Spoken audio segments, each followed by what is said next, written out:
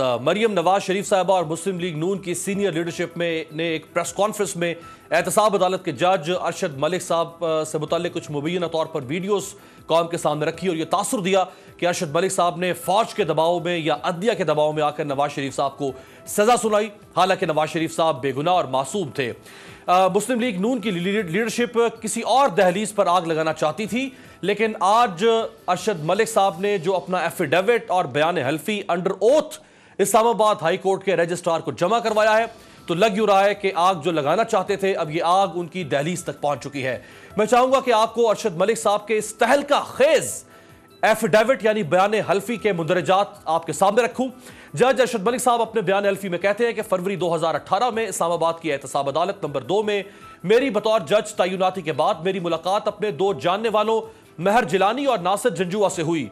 उस मुलाकात में नासिर जंजुआ ने मुझसे कहा कि मेरी बतौर एहतसाब अदालत जज तैनाती उन्होंने अपनी जाती और खुसूसी कोशिश से उस वक्त की मुस्लिम लीग नून की हुकूमत की एक बाअसर शख्सियत के जरिए करवाई। जज अरशद मलिक लिखते हैं कि मैंने नासिर जंजुआ को जवाब दिया कि आपको मेरा नाम तजवीज करने से पहले मेरी रजामंदी हासिल कर लेना चाहिए थी, क्योंकि मुझे इस ओहदे में कोई दिलचस्पी नहीं थी और मैं किसी जिले में बतौर सेशन जज तैनाती का ख्वाहिशमंद था। जज लिखते हैं कि अगस्त 2018 में फ्लैगशिप रेफरेंस और हिल मेटल एस्टैब्लिशमेंट रेफरेंस ट्रायल के लिए मेरी अदालत में मुंतकिल कर दिए गए।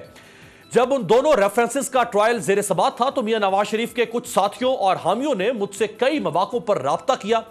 नवाज शरीफ के साथियों और हिमायतियों ने मुझे नवाज शरीफ और दीगर मुलजमान को बरी करने के लिए धमकियां दी और लालच दिया।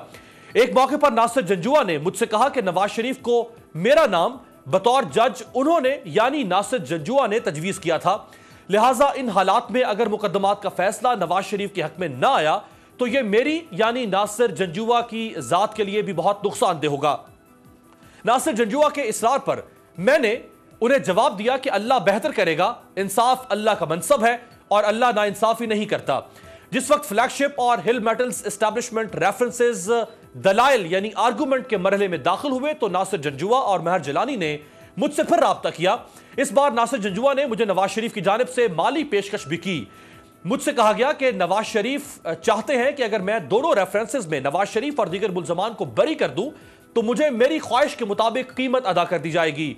मुझसे कहा गया कि यह रकम किसी भी मुल्क में मेरे नॉमिनी यानी मेरे नामजद करदा किसी भी शख्स को बाहर ही पहुंचा दी जाएगी। जब मैंने उन्हें जवाब दिया कि मैंने अपनी जिंदगी के 56 साल एक 6 मरले के घर में इंतहाई इत्मीनान से गुजारे हैं, इसलिए मुझे कुछ नहीं चाहिए और मैं रेफरेंसेस का फैसला अपने हल्फ की पासदारी करते हुए करूंगा। मेरे जवाब पर नासिर जंजुआ ने मुझसे कहा कि मुझे देने के लिए उनके पास फौरी तौर पर 100 मिलियन यूरोज, 100 मिलियन रुपए नहीं 100 मिलियन यूरोज हैं, जिसमें से 20 मिलियन यूरोज उनकी गाड़ी में रखे हैं जो गाड़ी जज साहब के घर के बाहर खड़ी थी। नासिर जंजुआ ने मुझे लालच देते हुए मजीद कहा कि मैं एक तनख्वाहदार शख्स हूं जिसकी आमदन कम और माली जिम्मेदारियां ज्यादा हैं, लिहाजा ये मेरे पास एक सुनहरा मौका है कि मैं माली तौर पर अपना मुस्तकबिल महफूज कर लूं, लेकिन मैंने रिश्वत की पेशकश ठुकरा दी और केस का फैसला मेरिट पर करने का पैगाम दे दिया। रिश्वत की पेशकश के बाद मुझे नासिर बट की जानिब से जिस्मानी तौर पर नुकसान पहुंचाने की धमकियां दी गई, जिनका जिक्र मैंने 7 जुलाई 2019 की प्रेस रिलीज में भी किया। जज साहब मजीद अपने बयान हल्फी में लिखते हैं कि नासिर बट ने मुझे धमकी देते हुए कहा कि चूंकि मियां नवाज शरीफ ने मुझे 4 से 5 कत्ल के मुकदमात में सियासी असर व रसूख के जरिए सजा से बचाया था, लिहाजा मुझ पर यानी नासिर बट पर उनका कर्ज है जिसको चुकाने के लिए मैं इन रेफरेंसेस में किसी भी हद तक जाने को तैयार हूं। जज अरशद मलिक अपने बयान हल्फी में मजीद कहते हैं कि चूंकि मैं यह तय कर चुका था कि मैं इन धमकियों और रिश्वत की पेशकश के बावजूद दोनों रेफरेंसेस का फैसला मेरिट और सबूतों की बुनियाद पर ही करूंगा, लिहाजा मैंने दिसंबर 2018 में दोनों रेफरेंसेस का फैसला सुना दिया। एक केस में नवाज शरीफ को सजा और एक केस में उन्हें बरी कर दिया गया। जब रिश्वत और धमकियां देने की पेशकश नाकाम हो गई तो मुझे ब्लैकमेल किया जाने लगा। फरवरी 2019 में मेरी मुलाकात कामरान यूसुफ और नासिर बट से हुई। दौरान गुफ्तगू नासिर बट ने मुझसे पूछा कि क्या नासिर जंजुआ ने मुझे यानी जज साहब को मुल्तान वाली वीडियो दिखाई। मैंने सवाल पर कोई फौरी रद्द-ए-अमल ना दिया बल्कि उस सवाल से लाताल्लुकी का इजहार कर दिया। फिर नासिर बट ने मुझे कहा कि वो वीडियो मुझे कुछ दिनों में दिखा दी जाएगी।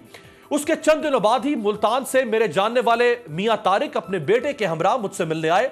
میاں طارق نے مجھے خفیہ طریقے سے ریکارڈ کی گئی ایک جعلی غیر اخلاقی ویڈیو دکھائی اور مجھ سے کہا گیا کہ اس ویڈیو میں آپ ہیں اور یہ اس وقت کی بات ہے جب آپ ملتان میں تعینات تھے۔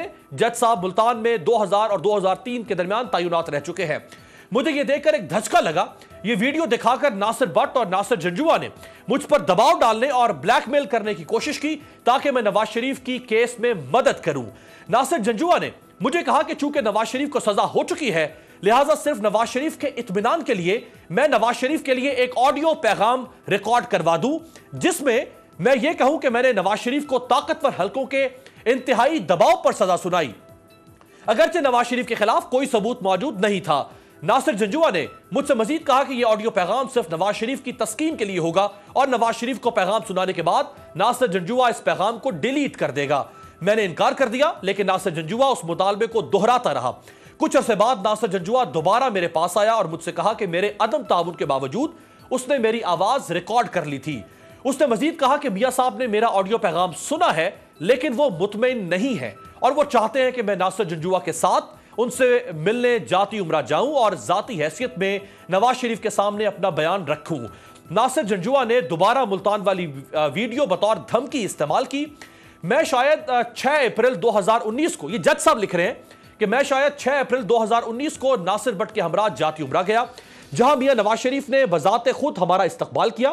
اس ملاقات میں ناصر بٹ نے گفتگو کا آغاز کرتے ہوئے کہا کہ میں نے یعنی جج صاحب نے ناصر بٹ کے سامنے اس بات کا اعتراف کر لیا ہے کہ نواز شریف کو عدلیہ اور فوج کے کہنے پر سزا سنائی گئی، لیکن میں نے نواز شریف کو شائستگی سے یہ سمجھانے کی کوشش کی کہ میں نے انہیں میرٹ پر سزا سنائی اور ان کے خلاف استغاثہ نے ناقابل تردید ثبوت پیش کیے تھے جبکہ فلیگ شپ ریفرنس میں عدم ثبوتوں کی بنیاد پر انہیں بری کر دیا گیا تھا۔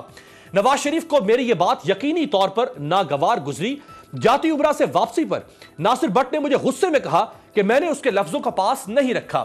ناصر بٹ نے مجھ سے کہا کہ جاتی عمرہ میں اسے جو شرمندگی اٹھانا پڑی اس کی تلافی کے لیے فیصلے کے خلاف اپیل تیار کرنے میں جج صاحب اس کی مدد کریں۔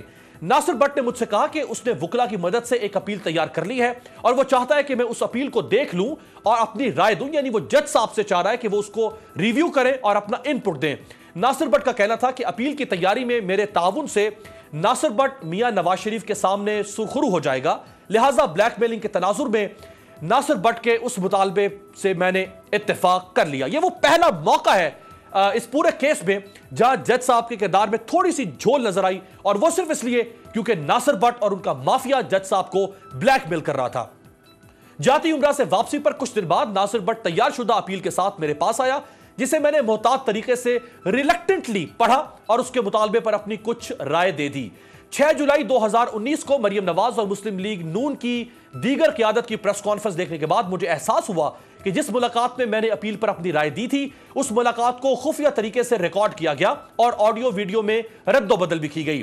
6 جولائی 2019 کو مریم نواز اور مسلم لیگ نون کی دیگر قیادت کی پریس کانفرنس دیکھنے کے بعد مجھے احساس ہوا کہ جس ملاقات میں نے اپیل پر اپنی رائے دی تھی یہ وہی ویڈیو ہے اور اسی ملاقات کی ویڈیو ہے۔ جج ارشد ملک اپنے بیان حلفی میں مزید لکھتے ہیں کہ میں 28 مئی 2019 کو اپنی فیملی کے ہمراہ عمرہ کی ادائیگی کے لیے سعودی عرب گیا۔ 1 جون کو مسجد نبوی کے بعد نماز عشاء کے بعد ناصر بٹ سے میری ملاقات ہوئی۔ ناصر بٹ نے مجھے حسین نواز سے ملاقات کے لیے جانے کو کہا۔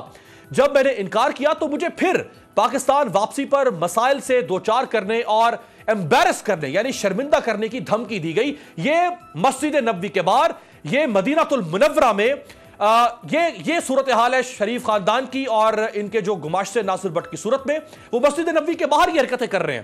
حسین نواز کا لہجہ تلخ، سخت اور خوف زدہ کرنے والا تھا۔ حسین نواز نے مجھے 50 کروڑ روپے رشوت اور مجھے فیملی سمیت برطانیہ، کینیڈا سمیت کسی بھی ملک میں سکونت اختیار کرنے کی پیشکش کی۔